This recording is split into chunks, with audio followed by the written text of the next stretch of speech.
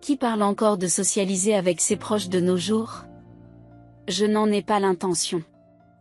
Permettez-moi de vous le dire. Je ne veux plus être impliqué. Le premier enfant est né de mon fils aîné. Le jour où nous sommes allés voir le bébé, mon mari et moi avons reçu ces mots de notre belle-fille. Mais un mois plus tard, elle est réapparue devant nous, vêtue de lambeaux. Mon bébé est malade.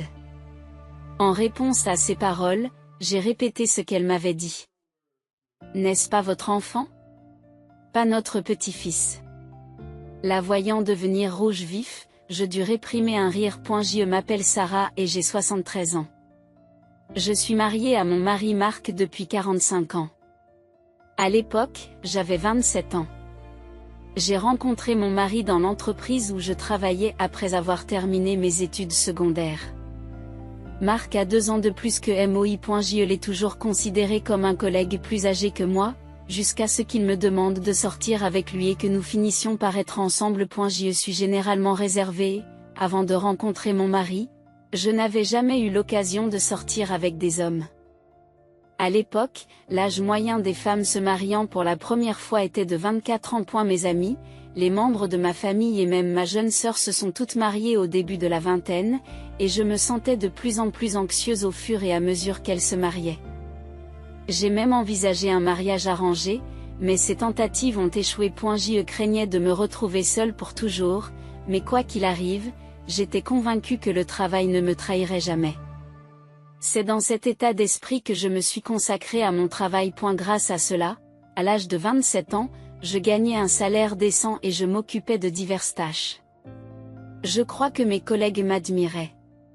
Si mon patron m'a donné autant d'opportunités, c'est peut-être parce qu'il pensait que je ne me marierais pas aussi, lorsque j'ai annoncé mon mariage avec Marc. Tout le monde a été surpris.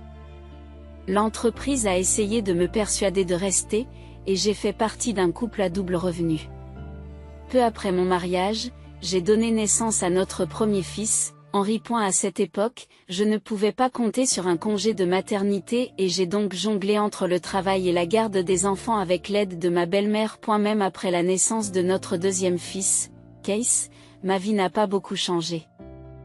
Pourtant, j'aimais mes enfants et je ressentais la même chose pour mon mari. Ma belle-mère n'a jamais manifesté de mécontentement et m'a soutenue dans mon travail. C'était vraiment une belle-mère formidable. Lorsqu'elle est tombée malade, j'ai pris ma retraite pour m'occuper d'elle, estimant que c'était à mon tour de lui rendre l'appareil pour toute l'aide qu'elle m'avait apportée. S'occuper d'elle n'a pas été difficile du tout. Au contraire, j'étais heureuse de pouvoir lui rendre l'appareil dans ces derniers jours. Après ses funérailles, la maison s'est sentie bien seule. Le temps a passé, il y a environ 6 ans, nous avons reçu une grande nouvelle. Notre deuxième fils, Case, allait se marier. Sa partenaire était une femme de son âge, nommée Jasmine. Ils s'étaient rencontrés au travail, tout comme Marc et moi. J'étais folle de joie. J'espérais que nous pourrions vivre ensemble afin d'être une bonne belle-mère pour elle, comme ma belle-mère l'a été pour moi. Cependant, Case a dit que mon frère hériterait de cette maison, qu'il écrirait, et il a décidé de déménager. Nous avons donné à Case un terrain que nous possédions à proximité, même s'il n'était pas aussi grand que celui-ci. Case et Jasmine ont été heureux et y ont construit une maison. C'est une maison merveilleuse, assez spacieuse pour une famille. Jasmine disait toujours, n'hésitez pas à nous rendre visite à tout moment. Je sais qu'il ne faut pas prendre ces paroles au pied de la lettre. Mais j'étais ravie que Case ait trouvé une partenaire aussi charmante. 2 ans après leur mariage, ils ont eu leur premier enfant. Un petit garçon en très bonne santé. Puis ils ont eu une petite fille peu de temps après.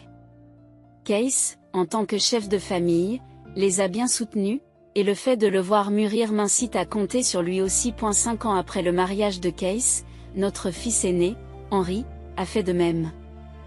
Il y a exactement 1 an, Henri s'est marié. Il avait alors 41 ans. Nous avions commencé à nous demander s'il se marierait un jour, mais lorsqu'il l'a fait, Marc et moi avons été très soulagés. Sa partenaire était une femme nommée Maria. Elle avait 7 ans de moins que lui, mais était déjà dans la trentaine, une femme mûre. Il n'y avait pas lieu de s'inquiéter. Nos enfants ayant repris le cours de leur vie, Marc et moi pensions pouvoir jouir d'une retraite paisible. La première question qui s'est posée à propos du mariage d'Henri a été celle de leur mode de vie. Bien sûr, cela ne nous dérangeait pas qu'ils vivent avec nous. Cette maison était destinée à être la sienne à terme, et il le pensait probablement aussi. Après en avoir rediscuté, Marc a dit à Henri, « Mais comme vous êtes jeune marié, Maria pourrait se sentir mal à l'aise. Cela coûtera de l'argent.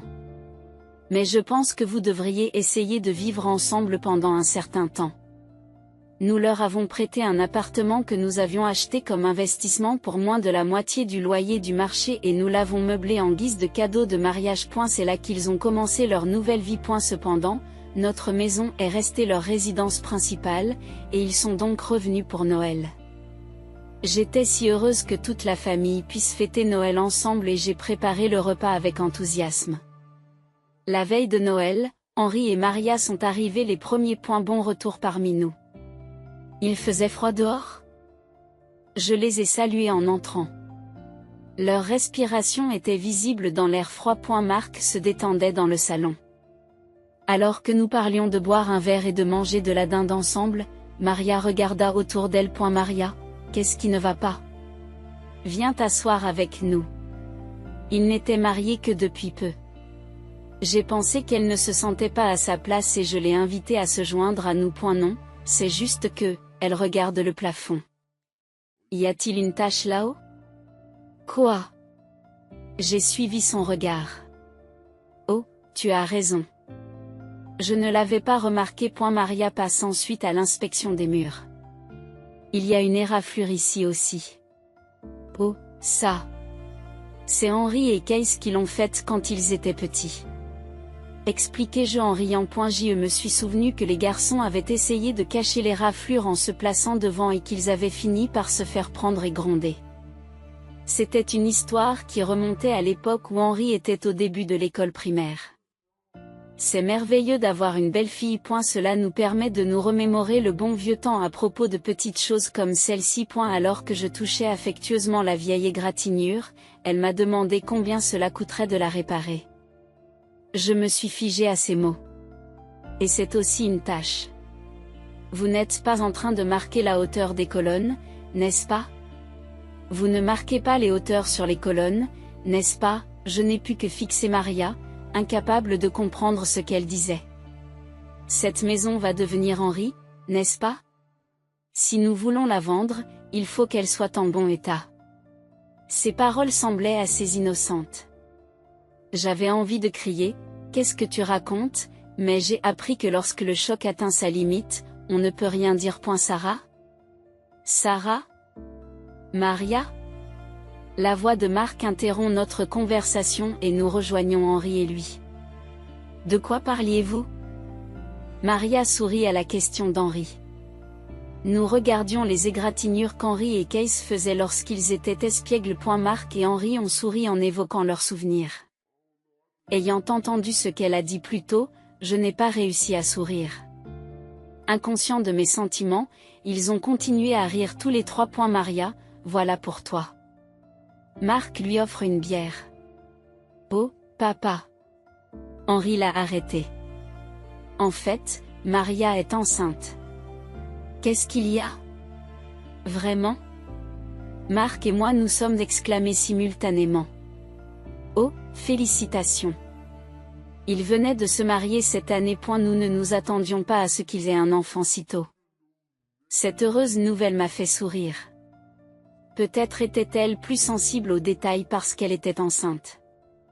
Il n'y avait probablement pas de sens profond derrière ces paroles précédentes. Mon désir d'être une bonne belle-mère pour elle a couvert la méfiance que j'avais commencé à ressentir. Plus tard, Kees et sa famille sont également arrivés. Nous avons dégusté le rôti de bœuf que Kees avait apporté, nous avons passé un merveilleux Noël. Au début de la nouvelle année, les choses sont revenues à la normale. En étendant le linge, j'ai remarqué que mon haleine était blanche à cause du froid. C'était une année froide. J'ai pensé à ma belle-fille enceinte. À Noël, Henri m'a dit qu'elle ne se sentait pas bien. Une première grossesse peut être émotionnellement difficile. Dans ces moments-là, ma belle-mère m'avait écoutée et aidée dans les tâches ménagères. Me sentant investie d'un devoir, j'ai terminé la lessive et je suis allée à la cuisine. J'ai décidé de préparer une soupe de légumes et un pain de viande pour Maria, afin qu'elle puisse facilement les réchauffer pour le dîner. Je prévoyais d'ajouter une salade pour rendre le repas plus complet. Pour ne pas m'imposer, je l'ai appelée avant de cuisiner. Bonjour, Maria. Comment te sens-tu? Elle a répondu après quelques sonneries. Son ton était froid. Mais j'ai continué humblement à évaluer ses besoins. La grossesse rend les tâches ménagères et la cuisine difficiles, n'est-ce pas? Fais-moi savoir si tu as besoin d'aide. Oui. Elle n'a pas répondu. Voulez-vous que je prépare un dîner supplémentaire et que je vous l'apporte? Seulement si cela ne me dérange pas, demandai-je prudemment. Elle n'a pas répondu. Pensant qu'elle aurait du mal à refuser, j'ai également gardé le silence. Désolé, je pensais pouvoir vous aider, mais si cela vous dérange, j'arrête pour aujourd'hui. J'étais sur le point de mettre fin à l'appel lorsqu'elle a finalement pris la parole. Non, je vous en prie. Sa réponse claire m'a rendu heureux d'être utile. J'ai compris. Je l'apporterai bientôt. J'y répondis avec enthousiasme et me rendis directement à la cuisine. Tu prépares déjà le dîner? Me demanda mon mari. Je l'apporte à Henri et à Maria. Elle est enceinte et les tâches ménagères doivent être difficiles pour elle. Marc sourit joyeusement à mon explication. J'ai emballé la soupe, le pain de viande et la salade dans des récipients. C'était assez lourd. Voyant que j'avais l'intention de prendre le bus, Marc m'a proposé de me conduire. Je lui ai demandé d'attendre dans le parking de leur appartement.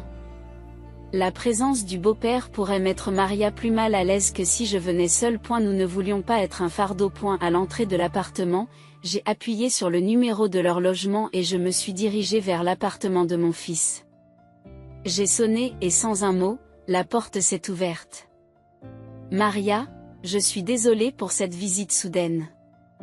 Tiens, j'ai apporté de la nourriture pour toi et Henri. Je lui ai tendu le sac avec les récipients. Elle l'a pris en silence. Tu ne te sens pas bien? Si le nettoyage ou quoi que ce soit d'autre est trop lourd, vous pouvez compter sur nous. Sa réponse était vague. D'accord. Je vais rentrer. Marc m'attend en bas. Elle a fait un bref signe de tête et a fermé la porte. Je me sentais un peu triste. J'étais venue de mon propre chef, mais j'avais d'abord appelé et demandé. Je n'attendais pas de remerciements, mais un peu plus d'interaction aurait été appréciable. Mal à l'aise, je suis retournée au parking où Marc m'attendait. Maria a-t-elle apprécié? Me demanda-t-il joyeusement. Ne voulant pas l'inquiéter, j'ai souri et répondu par l'affirmative. Ce soir-là, mon téléphone a sonné. C'était Henri. J'ai pensé qu'il m'appelait pour me remercier pour le repas, alors j'ai répondu joyeusement. Allô, Henri? Maman? Qu'est-ce qui t'a pris? Il a crié tout de suite. Qu'est-ce qu'il y a? Qu'est-ce qui ne va pas? Tu as donné à Maria un tas de choses qu'elle ne peut pas manger. C'était une blague? J'ai été choquée. Je n'ai jamais voulu ça. Attends, calme-toi. Ce n'était pas du tout mon intention. Henri était furieux à l'autre bout du fil. Voyant ma détresse, Marc m'a pris le téléphone. Henri? Qu'est-ce qui s'est passé? Dis-le-moi clairement.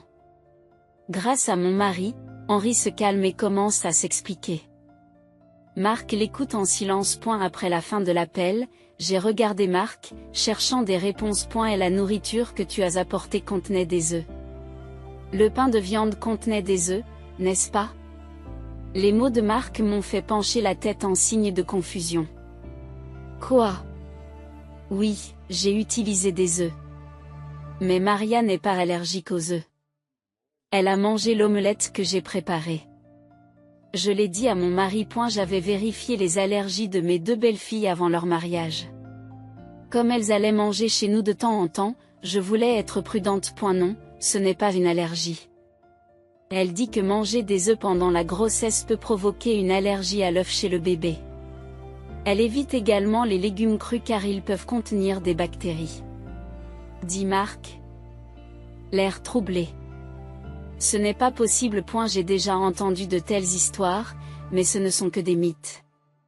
Quoi qu'il en soit, Henri veut que tu t'excuses auprès de Maria. Je ne pouvais pas l'accepter. Mais l'idée qu'elle soit enceinte a retenu ma colère. D'accord, je l'appelle. Je vais l'appeler. Marc a dit non, en fait, elle ne veut pas entendre ta voix. Henri m'a dit d'envoyer un message. Il a aussi dit que si vous vouliez vraiment aider, vous n'aviez qu'à leur donner de l'argent. Parce que ce qu'elle peut manger change tous les jours. Dit Marc à contre-séhure. C'est peut-être vrai. J'ai acquiescé, me sentant un peu coupable. Ce soir-là, je lui ai envoyé un message d'excuse. Dorénavant, je te préviendrai si j'ai besoin d'aide pour les tâches ménagères. Il serait utile que tu me transfères environ $50 pour le dîner de ce jour-là. J'ai accepté à contre-séhure. Je voulais bien faire, mais j'ai échoué. Il est probablement préférable de ne pas offrir d'aide inutile. À partir de ce moment-là, j'ai essayé de l'aider d'une manière qui corresponde à ses souhaits et j'ai limité mes contacts. Chaque fois qu'il y avait un problème, j'utilisais des messages plutôt que des appels. Parfois, elle demandait de l'argent pour un dîner ou pour embaucher une personne pour le ménage. À chaque fois, j'envoyais l'argent, mais j'ai fini par leur donner une somme forfaitaire à utiliser selon les besoins jusqu'à la naissance du bébé. Malgré tout, je m'inquiétais pour mon petit-fils. À mesure que la date d'accouchement approchait, j'attendais anxieusement des nouvelles. Mais même après la date prévue, il n'y a pas eu de contact. Je me suis abstenue de tendre la main, sachant que Maria elle-même devait être anxieuse. Environ 10 jours après la date prévue, j'ai reçu un appel de Jasmine. Sarah, le bébé d'Henri est-il né? Elle se préparait probablement à fêter l'événement. Non, il n'y a pas encore de nouvelles. Je ne veux pas ajouter de la pression en l'appelant. Alors j'attends. Ai-je répondu. Jasmine a dit. Mais leur hôpital déclenche le travail si la date d'accouchement est dépassée de plus d'une semaine. Peut-être que ce n'est pas encore le cas? Ces paroles m'ont inquiété. Le travail était-il difficile? Ou y avait-il un problème postpartum? Incapable d'attendre plus longtemps, j'ai envoyé un message à Henri. Comment va Maria? Le message a été lu rapidement. Il devait être en train de déjeuner. Maria? Elle va bien. Je me suis sentie soulagée. Je pensais que l'accouchement serait difficile, mais je suis heureuse d'apprendre qu'elle va bien. Cependant, le message suivant m'a choquée. Ne t'avais-je pas dit que l'accouchement avait été très facile? Cela fait presque un mois. Tu devrais venir me rendre visite bientôt. De quoi parle-t-il? D'un mois? Comment ça, un mois? J'ai réfléchi en tenant mon téléphone. Incapable de comprendre le sens du message, j'ai parlé à Marc. Le bébé était déjà né. Avec les mots de Marc, j'ai enfin compris. Le bébé était né il y a un mois. Même si le plus important était que l'accouchement se passe bien et que la mère et l'enfant soient en bonne santé, n'aurait-il pas pu nous en informer? J'ai contacté Jasmine.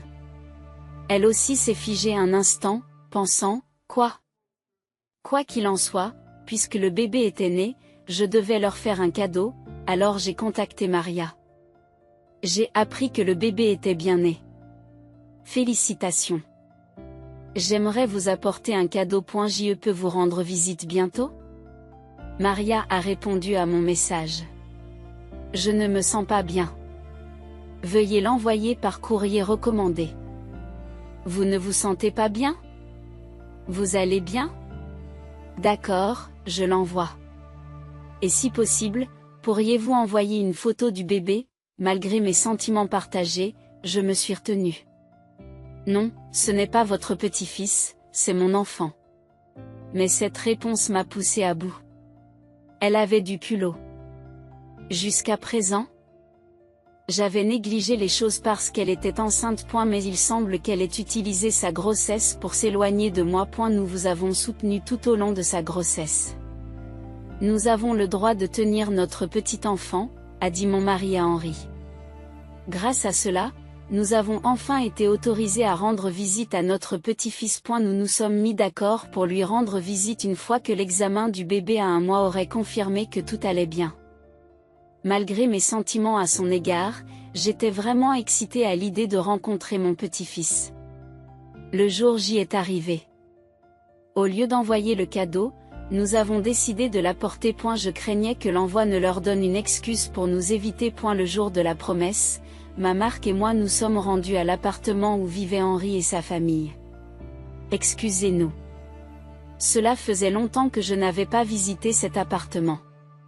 Contrairement à ce qui s'était passé auparavant, le son des pleurs d'un bébé m'a fait sourire. Félicitations, Maria. Elle nous a remerciés sèchement. Elle tenait le bébé serré contre elle. Mon mari a souri et a bavardé avec Henri. Je me suis approchée du bébé. J'ai jeté un coup d'œil au visage du bébé. Elle est adorable. Je n'ai pas pu m'empêcher de le dire. Ils ont appelé le bébé mais quelle adorable petite fille. Maman, assieds-toi. Je me suis assise à côté de Marc sur le canapé et j'ai sorti un paquet de mon sac. Oh, et voici le cadeau. Celui-ci est de notre part, et celui-là de la part de Case. Jasmine nous l'a livré pour vous. Henri. N'oublie pas de remercier Case pour ça.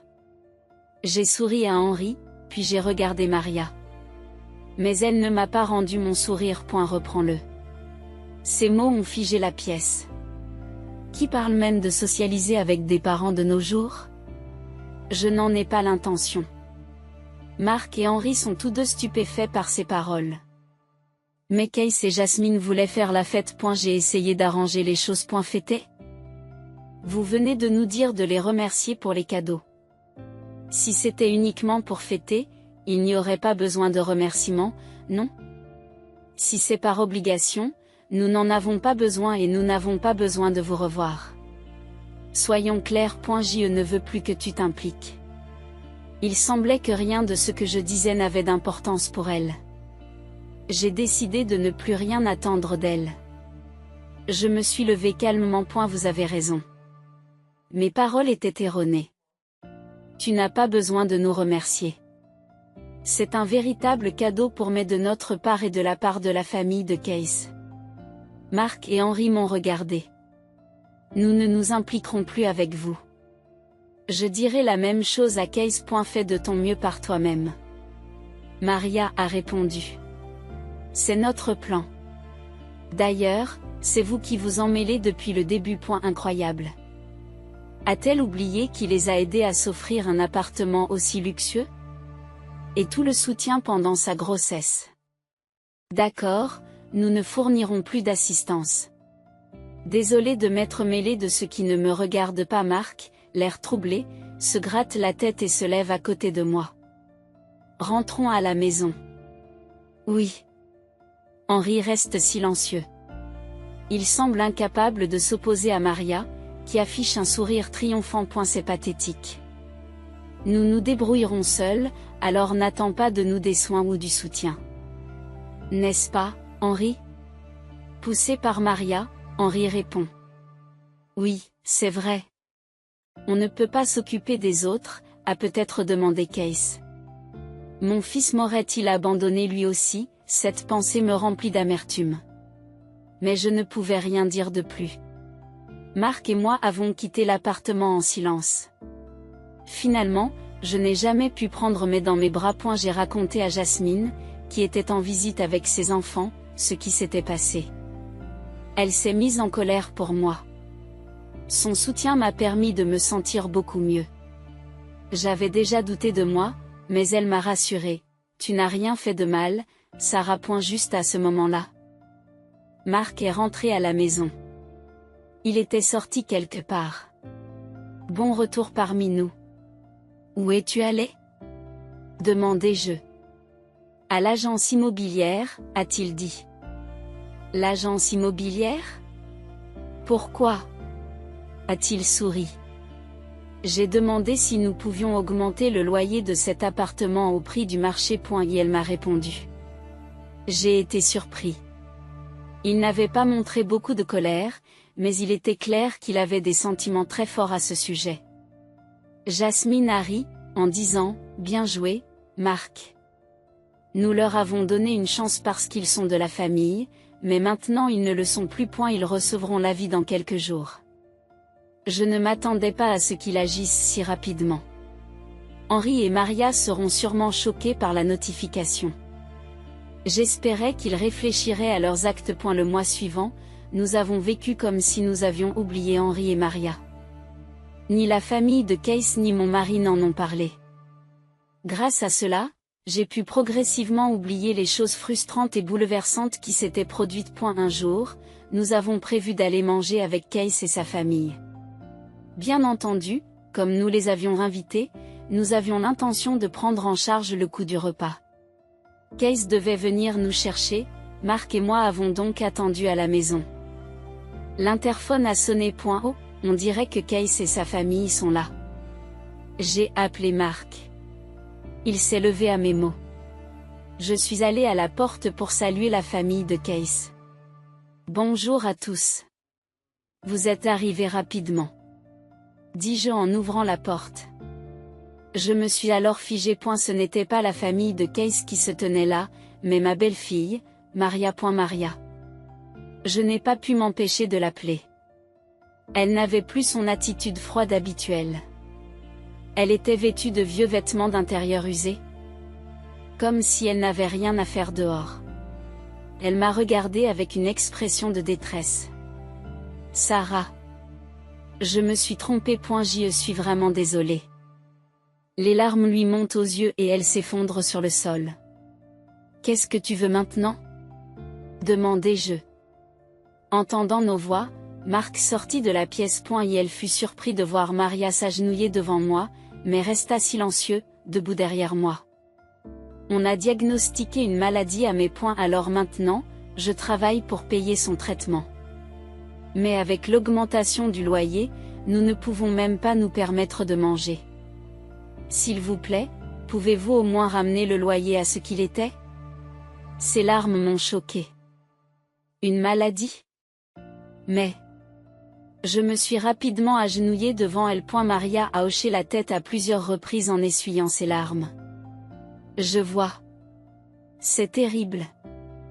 Je me suis levée. Mais je suis désolée. Nous sommes sur le point de sortir dîner, pourriez-vous partir, quoi? Maria m'a regardée avec sa bouche d'agate. Oui, c'est dur. Fais de ton mieux. Henri et toi devez soutenir mais... Attends un peu. Maria m'a jeté un regard noir. Je dis que ton petit-fils est malade et que tu ne veux pas l'aider. Elle était sur la défensive. En réponse, j'ai répété les mots qu'elle m'avait déjà dit. Ce n'est pas ton enfant? Pas notre petit-fils. Occupez-vous en vous-même. Maria est devenue rouge vif. J'en ai presque ri. Quels parents honteux. Utiliser la maladie de son enfant comme un stratagème pour obtenir de l'argent. Je savais qu'elle mentait. Il y a quelques jours, ma sœur, la tante d'Henri, m'avait appelé sans connaître la situation. J'ai vu Henri. Il m'a dit que sa femme et son bébé se portaient bien. Il s'est plaint que sa femme se contente de rester allongée et de ne pas faire de travaux ménagers. Mais avec un nouveau-né, c'est compréhensible, avait-elle dit avec désinvolture. Mais comment se fait-il qu'en l'espace de quelques jours, il y ait soudain une maladie? Et qu'ils travaillent mais n'ont rien à manger? C'est une personne incroyablement avide. Bien sûr, mon mari s'en rendait compte aussi. Se raclant la gorge, il s'est adressé à Maria. Au fait, le loyer de ce mois-ci n'est toujours pas payé. Si vous ne pouvez pas payer, vous devrez déménager. Pourriez-vous en informer votre mari? Maria pâlit. Le loyer dans ce quartier est assez élevé. Il serait difficile pour eux de continuer à vivre là avec le salaire d'Henri. Tôt ou tard, ils devront déménager. Alors, qu'en est-il de cette maison? Elle est censée appartenir à Henri. Maria a commencé à paniquer. C'était le plan. Mais nous ne devons rien à un fils qui a coupé les ponts avec nous. Si vous la vendiez, cela déshonorerait nos ancêtres. Case et sa famille vont vivre ici. Dis-je calmement. Je n'avais plus l'intention de donner cette maison à Henri. Lorsque j'en ai parlé à la famille de Case, ils ont proposé de louer leur maison actuelle et d'emménager avec nous. Ils ont dit que ce serait plus facile pour nous à mesure que nous vieillissions. Nous les avons invités à dîner pour discuter de ce plan en détail. Maria a commencé à crier, « C'est injuste. Ce n'est pas juste. » C'est elle qui avait rompu les liens, alors qui était vraiment déraisonnable. Qu'est-ce qui se passe? En levant les yeux, j'ai vu Case debout. Il avait l'air surpris de voir Maria. Qu'est-ce que tu fais là? Si tu es là pour embêter encore nos parents, pars, s'il te plaît, lui dit Case avec fermeté. Maman, papa, allons-y. Sur ce, nous avons fermé la porte à clé et nous nous sommes préparés à partir. Attends, Sarah. Je suis désolée, mais je ne suis plus ta belle-mère. Je l'ai laissée là et je suis montée dans la voiture de Case. Lorsqu'ils avaient déclaré la rupture des relations, cela m'avait blessée et mise en colère. Mais maintenant que nous avions rompu les liens de notre côté, je me sentais soulagée. Plus tard, pendant le dîner, le téléphone de Marc a sonné avec un appel d'Henri. Il l'a regardé et a éteint son téléphone. Henri ne pouvait même pas corriger les erreurs de sa femme.